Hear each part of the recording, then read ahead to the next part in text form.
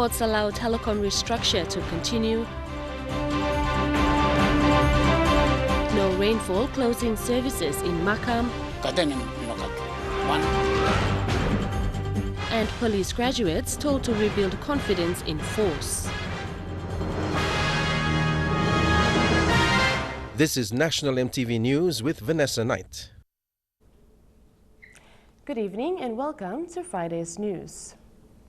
A motion to stop Telecom from proceeding with its human resource restructure was dismissed in court today. The PNG Communications Workers Union filed the motion in June to temporarily stop the restructure while their main case against Telecom is still pending. Sarah Aupong reports. A motion was filed. Basically, the orders that was sought in that application was to temporarily restrain Telecom from proceeding with the exercise, the retrenchment exercise, pending the hearing of the substantive proceedings. Carl Kiriwa, Telecom's litigation lawyer, said the motion was heard today and Justice Kiriwa made the decision at the end of the hearing. The court was of the view that the retrenchment exercise should continue and whilst parties should also continue in the substantive proceedings that's still on foot. David Kulu, Telecom's chief legal officer, said the main issue raised by the union in this motion was about the lack of consultation on the restructure. One of the points raised was consultation with the union. Now, as mentioned, the doors are not closed on Telecom sitting down in consultation with the union. Priscilla Sale-Ao, head of people and capability, says Telecom is going through a transformation in order to remain competitive in the market, and this restructure is part of it. The plan has been communicated since September 2014.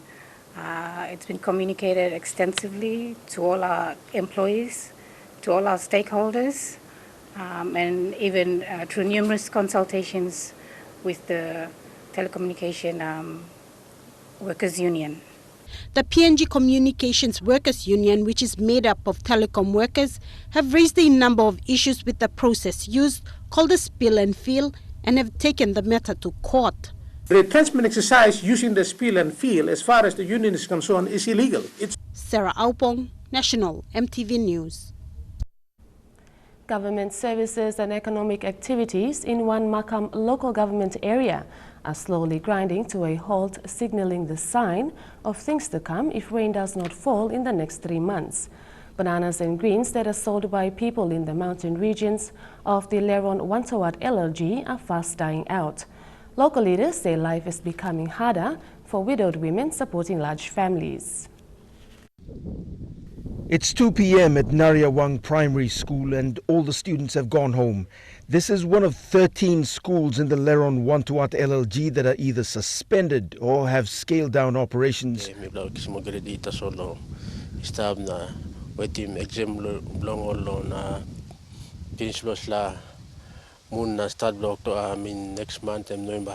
While the main concern here is the water and food, by the end of the year, the education of several hundreds of students will have been affected if the rains don't come.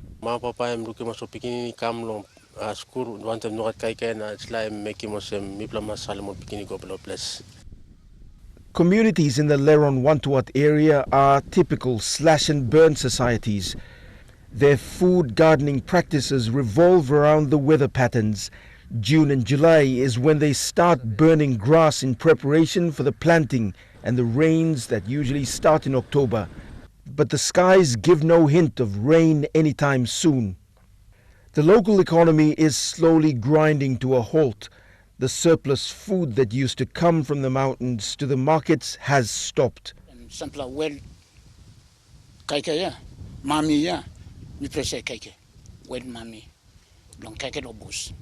In Wolong garden no gatru. Banana dry, cocoa dry, tapioca dry, no gatru. The mighty Leron River is the cleanest it's been in several decades.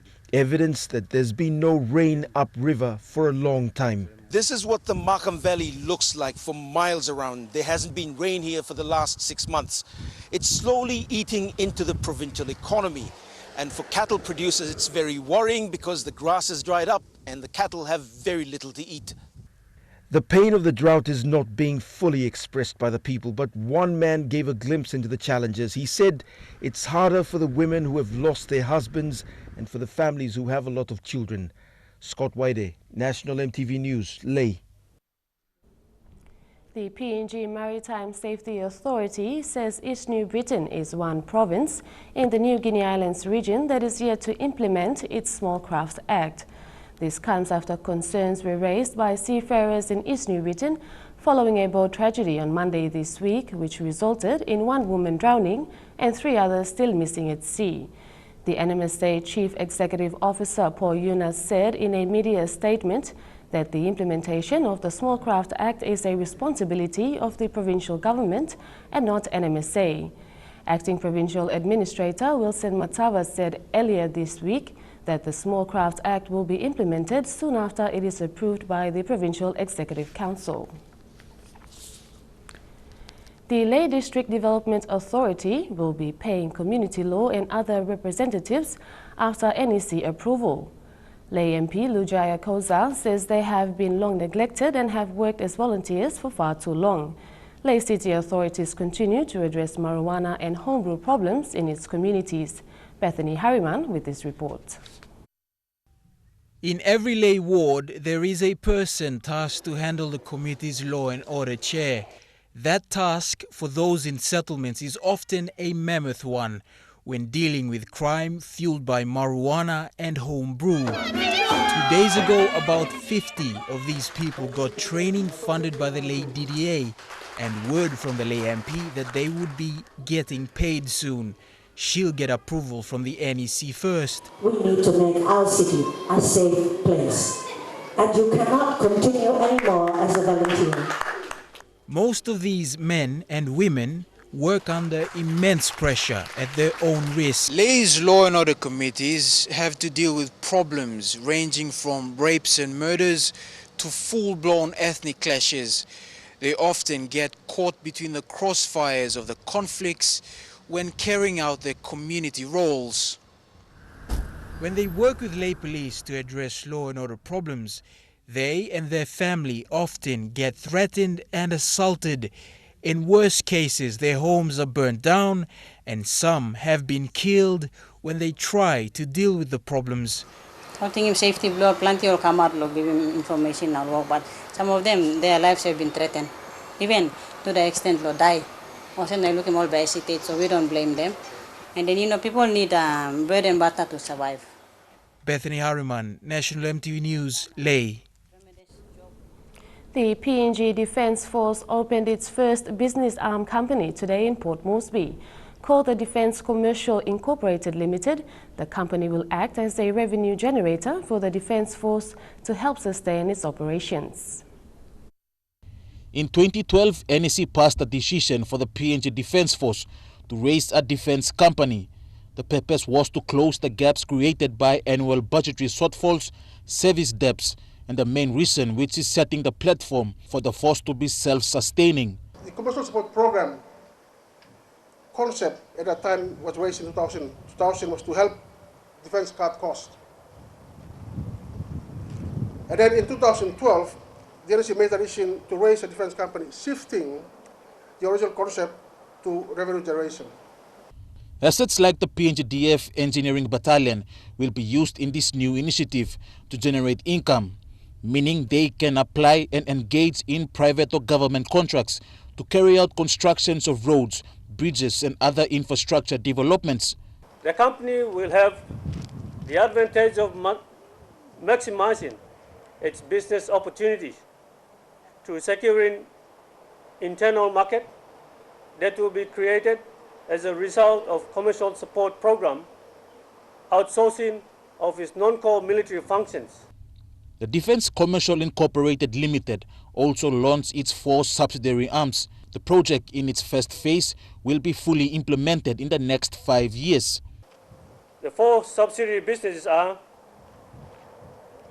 defense travel services, defense hire cars, defense real estate, defense fuel services. Defense Minister Dr. Fabian Pock said the PNGDF cannot function effectively when there are financial constraints. He said this initiative presents an opportunity for the Defense Force to fully utilize their assets. This, he says, will help boost the three elements of the force. If we are honest, we are smart, we do it the commercial way, we have our engineers sitting around. Now the company can bid for roadworks, can bid for building water supply, can bid for projects both in the districts and both at the national level. That nothing stops this company from doing that. The minister also challenged the board of directors of the company to ensure there is consistency in the implementation of the project. The official launch saw the opening of the company's new office building and the commissioning of 2 new vehicles. Stanley Over Jr., National EMTV News. Tatana villagers in Port Moresby urged for combined participation in business activities. That story and more after the break.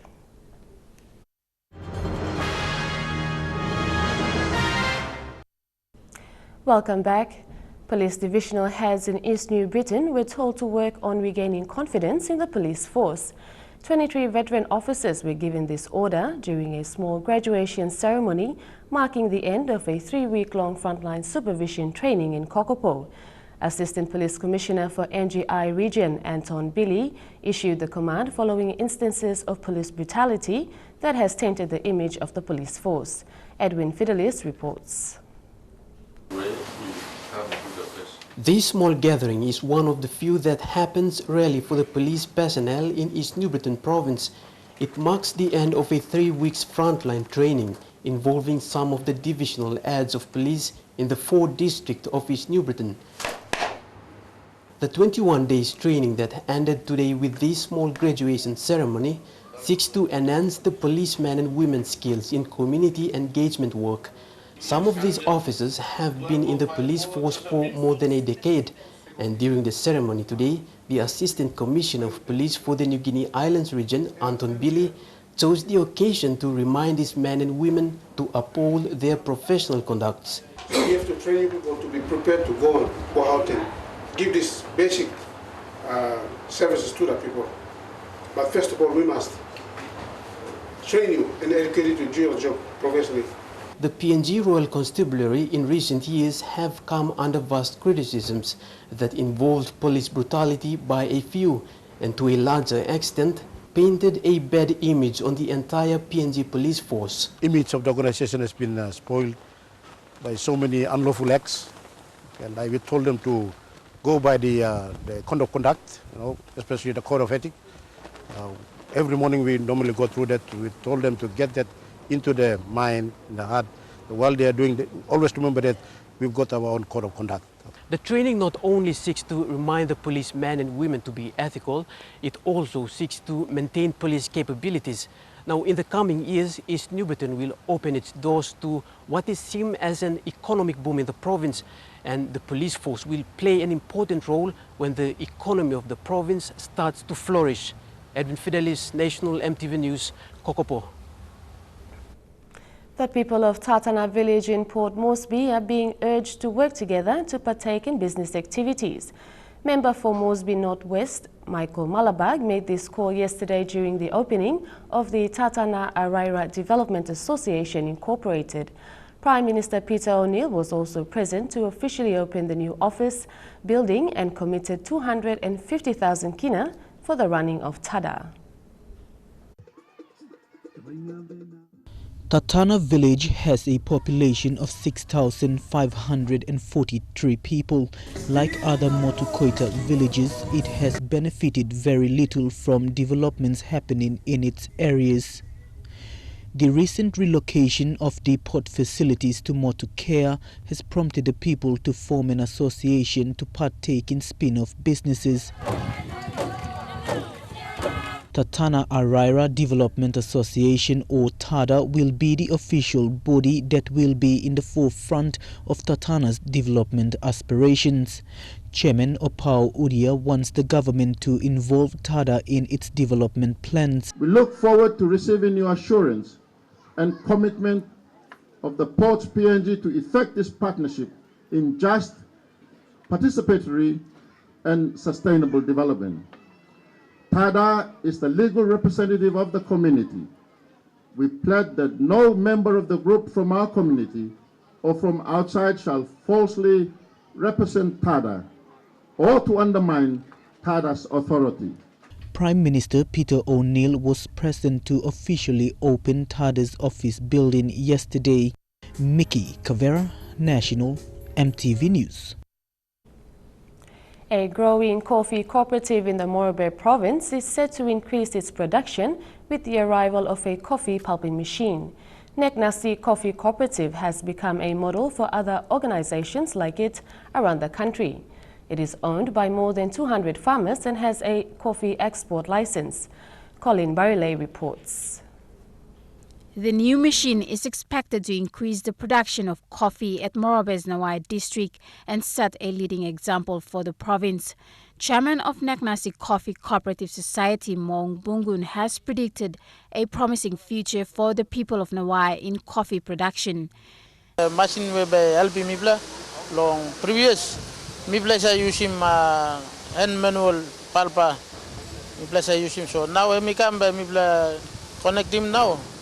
This is a machine by Mibla picking coffee so can put him. Neknasi Coffee Cooperative Society is one of the leading coffee producers in the province. It, over a year ago, was granted an export license, giving farmers direct access to international markets. Online long fair trade, we only donate him this machine come long name association, I only give him model cooperative long Morobe long Nawai district. Neknasi is owned by more than 200 farmers from the Nawai district. It began as a move to help local farmers pay for their children's school fees. Today, Neknasi's total worth in cash amounts to about 2 million kina. Now, for a small coffee cooperative, it is a sizable amount. Colin Barilai, National EMTV News, Leh. Doctors in Port Moresby will benefit from an MOU signed today between the National Housing Corporation and the National Doctors Association. The doctors will be eligible for 300 homes under the NHC's social housing project. These houses will be part of the home development the NHC has at the Duran Farm at 8 Mile outside of Port Moresby. A delegation from the various stakeholders, including doctors, visited the site today, were impressed with what they saw. Earlier this year, the PNG Nurses Association signed a similar MOU for 200 houses. The 500 homes have now been assigned to the health sector. Central Bank Governor Loy Bakani says banknotes will be reduced in size from the highest value note to the lowest.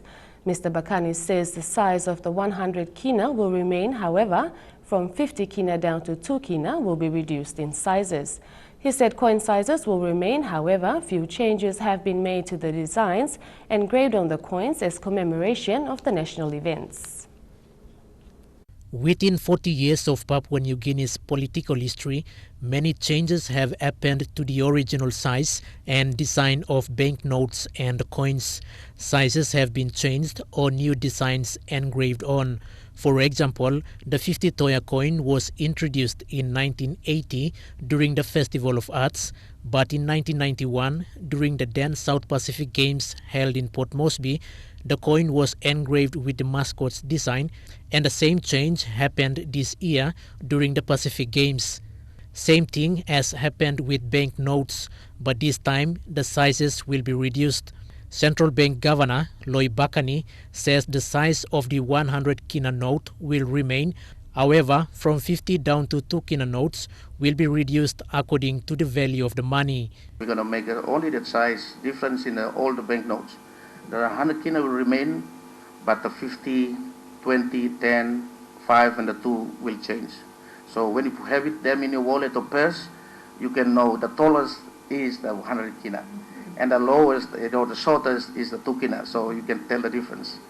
So this is coming. He says the bank is already producing the small size 10 and 20 kina notes, which was released during the Pacific Games, and they are working on new size 50, 5 and 2 kina notes.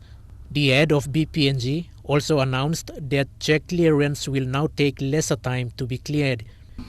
Checks, the time it takes now for check to clear is up to 4 days now, from 14 days down to 4 days. The banking system in the country has tightened up its strategies to minimize fraud and corrupt practices in the system. Quinten Alomp, National EMTV News. And now to the finance news. The kina closed unchanged at $0.3470 in the interbank market. At Bank South Pacific, the kina was buying $0.3395, 0.4643 Australian dollars, 0.2972 euro and 40.36 Japanese yen. Looking at commodity prices at New York close, gold, coffee and cocoa closed higher while copra closed the day lower. Palm oil and crude oil closed higher while copper closed the day lower. On the stock market, the Dow Jones closed 138 points higher, the ASX closed 13 points lower, and the All Ordinaries closed 43 points higher. Among other stories after the break, Nobel Prize winners and their contributions to the third world medical challenges. Stay with us.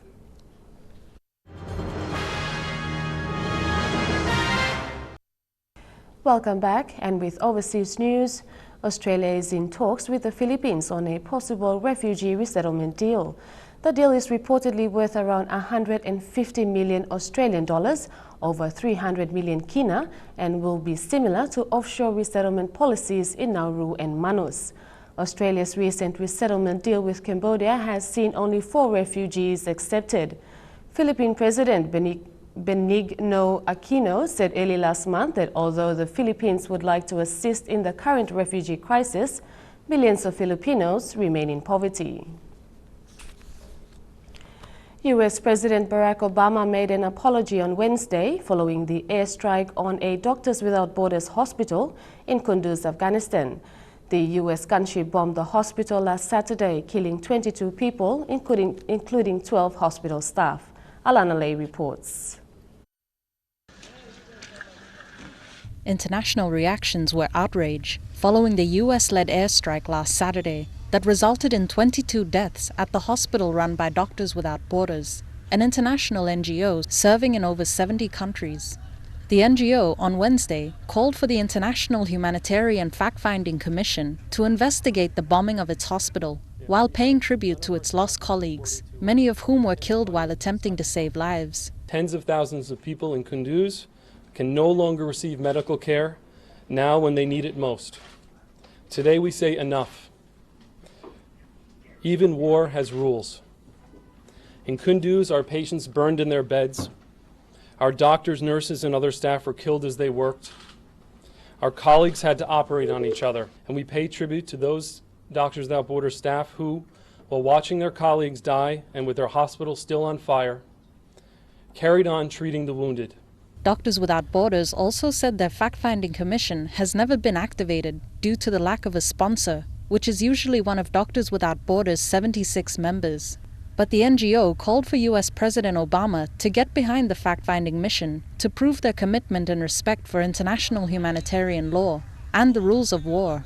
On Wednesday, spokesman Josh Earnest confirmed an apology from the White House, delivered personally by telephone from the U.S. President. President Obama spoke by telephone with Doctors Without Borders International President Dr. Joanne Liu to apologize and express his condolences for the MSF staff and patients who were killed and injured when a U.S. military airstrike mistakenly struck an MSF field hospital in Kunduz, Afghanistan over the weekend. After completing that call, the President telephoned Afghan President Ashraf Ghani to express his condolences for the innocent loss of life in that incident. Doctors Without Borders said they did not receive a warning before the airstrike, which contradicts the Pentagon's rules of war, including protection for civilian hospitals, unless an attack warning has been given in a reasonable amount of time. Alana Lay, EMTV World News. Professor Emeritus Satoshi Omura from Japan's Kitasato University has taken out this year's Nobel Prize in Physiology. The 80-year-old Omura and Irish-born William Campbell were awarded for their work on treatments against parasitic infections, notably roundworm. The news of Omura's prize was received well in Africa, where parasitic infections are common. Many drugs Omura helped develop have benefited many African regions rife with infections. The third winner was 85-year-old Tu Yuyu from China for her work on developing effective herbal therapy that fights malaria. Yuyu began her research while studying ancient Chinese texts in a secret project ordered by Communist revolutionary Mao Zedong during the Cultural Revolution. Trukai Sports is next. We'll have news on preparations of the upcoming Rugby League World Cup. I'll be back with the details.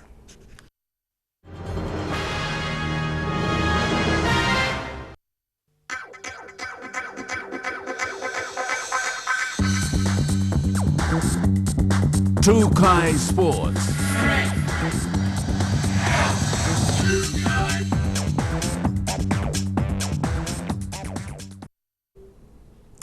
Welcome to Trukai Sports. Rugby fever returns to the nation's capital this weekend with the Sir John Guy Stadium playing host to the inaugural Melanesian Cup. That's the rugby league clash between the top Fiji club and PNG's Agmar Gurias. While over at the Sir Hubert Murray Stadium, the annual National Provincial Sevens Rugby Union Championship gets underway. Lorraine Genia reports. This year's championships will see 22 teams come together, 16 men's teams and 6 women's teams. All the provinces that are affiliated to the union will be represented, so it's 12 altogether. We've invited 4 teams, so the 4 invited teams, the PNGTF side, SIPIC because they want to grow the game there, so we've invited them as well. Manus, and also a PNG host team, which is comprised of PNG boys based in Brisbane, so they'll have a team as well. So in total we have 16 men's team, and the 6 women's team are all from Port Moresby, 5 of them, and one side will be comprised of all our talentification players from all the province, make up one team, so 6 women's team altogether.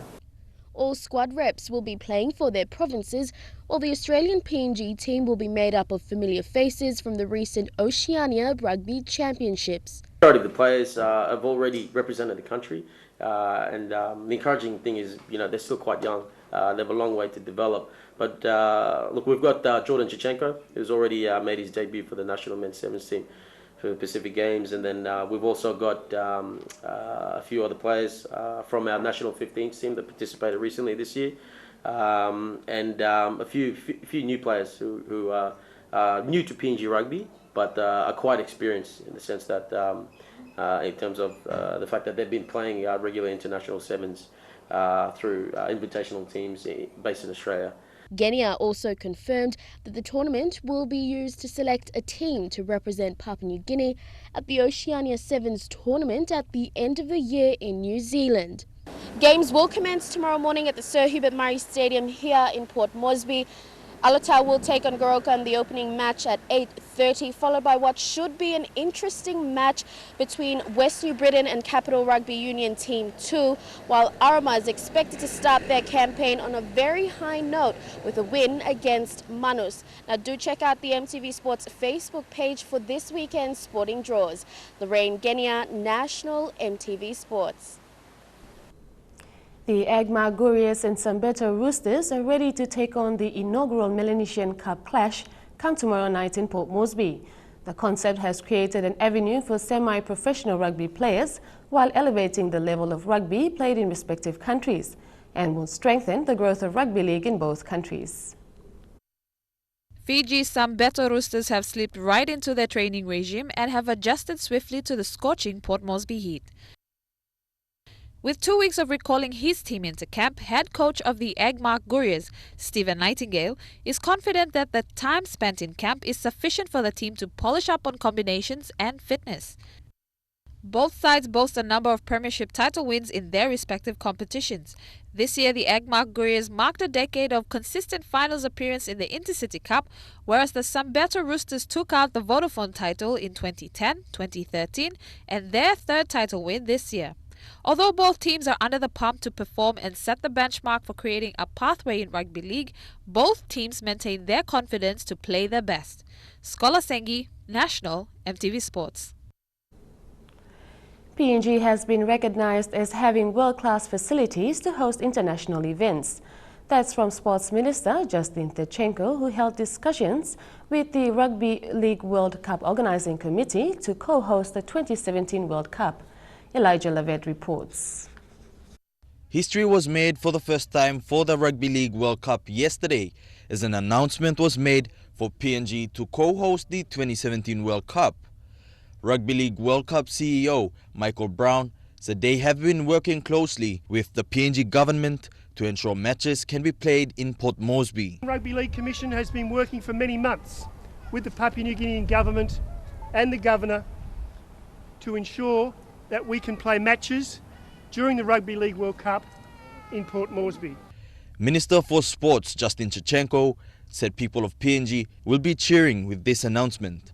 I'm sure a lot of Papua New Guineans, 99% of them, will be cheering with this announcement, knowing that in 2017 we will have the World Cup played on our home turf. Governor for NCD Powers Pakop was present as well and also expressed his excitement. In what we are doing to make our city not just a truly national capital, but also a regional city that contribute to our region and also contribute to the world in bringing our people together. And Rugby League is a vehicle that can bring our people together from Australia, New Zealand and around the world. The people of PNG also had their own say on the significant achievement. 27 World Cup Rugby League, I'm good lo something lo Papua New Guinea. Lo exposure yumi on Papua New Guineans lo world class Rugby League too.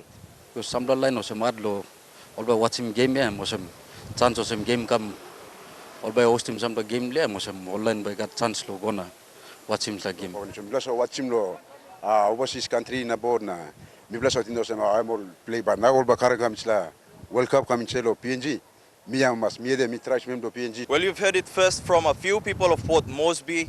Now it is a privilege for the country to host such a big tournament. Now to be recognized as being able to host an event as such, this sets a platform for the country to host other bigger events. Elijah Lavette, National, EMTV Sports. Trukai Sports continues after the break. Stay with us.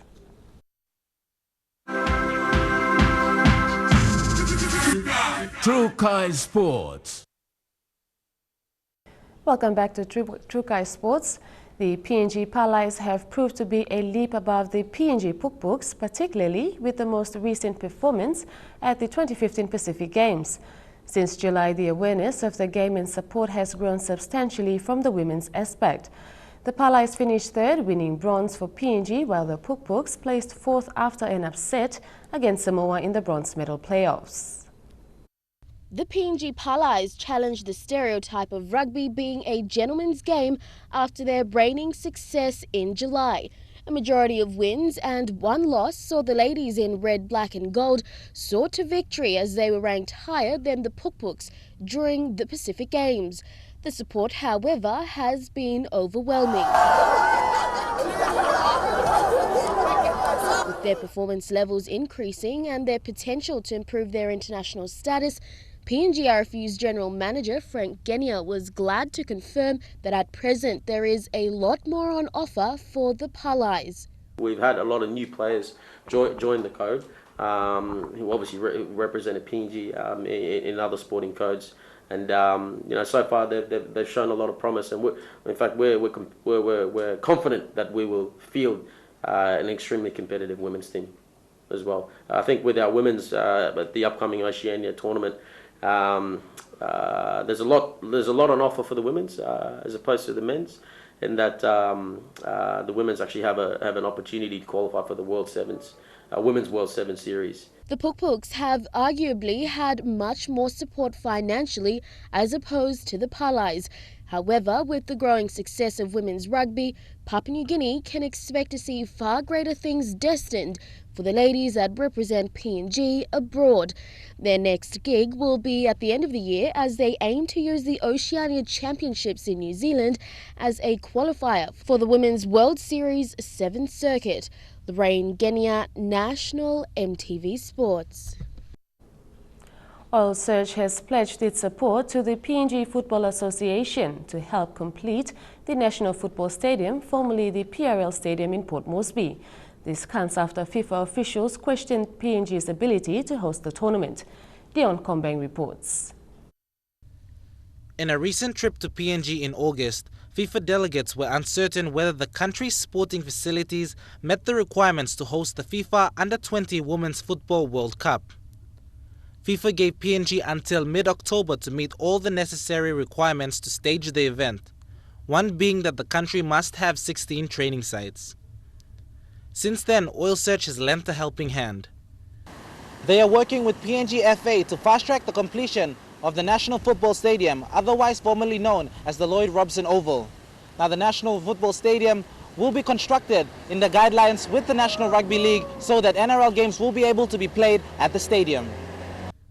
The field of play lighting will be world-class, meeting international broadcast standards, together with a first-class playing field that meets NRL quality and size specifications. And there will also be an adjacent training and warm-up field. Dion Kombeng, National EMTV Sports. The Australian surfboard manufacturing industry could learn a lot from the efforts of elders in Papua New Guinea.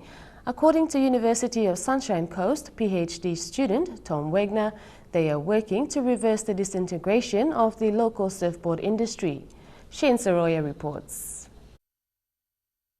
A former Californian professional surfer, Mr. Wagner, traveled to PNG earlier this year as part of the University of Sunshine Coast research project. He started in 2013 into the sustainability of surfboard manufacturing on the Sunshine Coast. He will present his findings from the trip at the special presentation entitled Surfboards of Papua New Guinea, How Culture Supports Local Industry, on Wednesday 14th of October at the University of Sunshine Coast. A chief elder from PNG got in touch with Wagner and expressed his concerns about the lack of locals surfing the traditional way, which is on wood surfboards that are crafted locally, Mr. Wagner said.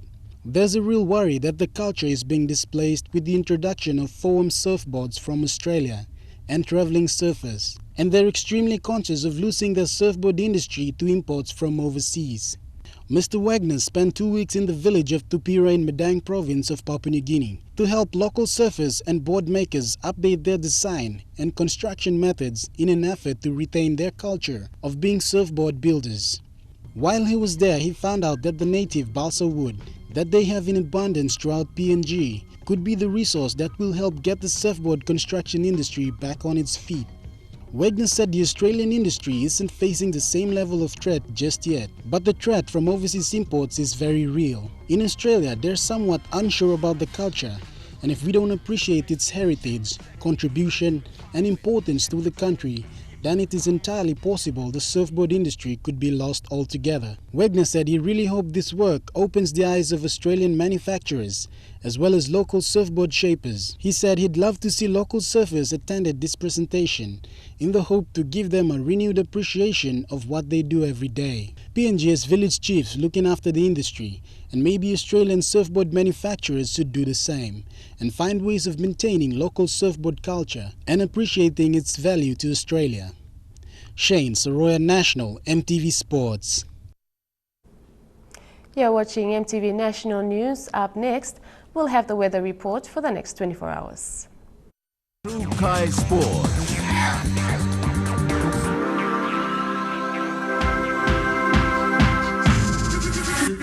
True Kai Sports.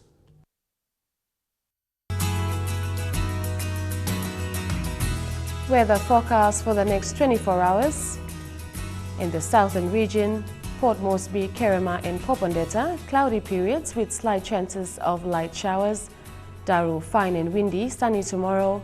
And Alatau, mostly fine. In the Momase region, Madang and Ley expecting few showers at times. Wewak and Vanimo, chances of few showers. Down to the New Guinea Islands, Lorengau squally shower or two, Kokopo and Kavieng expecting showers, Kimbe mostly fine, and Buka showers developing to rain. Up in the highlands, all centres mostly fine with patches of morning developing. Now to recap our main stories tonight. Court allows Telecom restructure to continue. No rainfall closing services in Makam. And police graduates told to rebuild confidence in force. That's the news, sports and weather for Friday, October 9th, 2015. From the news team, pleasant weekend and have a good evening.